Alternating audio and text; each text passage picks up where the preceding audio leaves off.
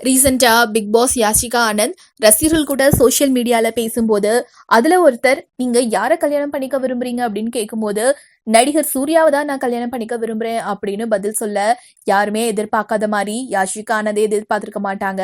சூர்யாவுடைய ஃபேன்ஸ்லாம் இப்போ யாஷிகா ஆனந்த பயங்கரமா ட்ரால் பண்ண ஆரம்பிச்சிட்டாங்க. பிக் பாஸ் நிகழ்ச்சிக்கு அப்புறமா யாஷிகா ஆனந்த் அடிக்கடி இந்த மாதிரி ட்ரால்ல மாற்றுறது ஒரு கேஷுவலான விஷயமா ஆயிடுச்சு அப்படின்னே சொல்லலாம்.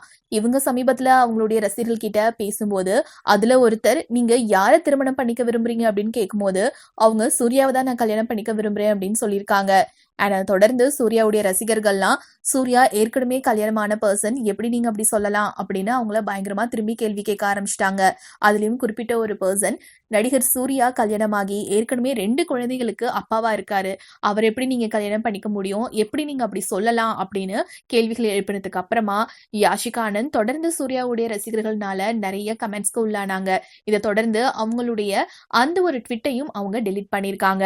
இதுக்கு முன்னாடி கூட யாஷிகா ஆனந்த் ஒரு தடவை பார்க்க போயிருக்கும் போது அவங்களுடைய ரசிகர்கள் அவங்க கிட்ட பணத்துல ஆட்டோகிராஃப் வாங்க யாஷிகாவும் அதை போட்டு கொடுத்திருக்காங்க. அப்போ அந்த பிக்சர்ஸ் அண்ட் இந்த விஷயம் சோஷியல் மீடியால ஸ்ப்ரெட் ஆக அப்பையும் ரசிகர்கள் யாஷிகா ஆனந்த பயங்கரமா ட்ரால் பண்ணிட்டாங்க.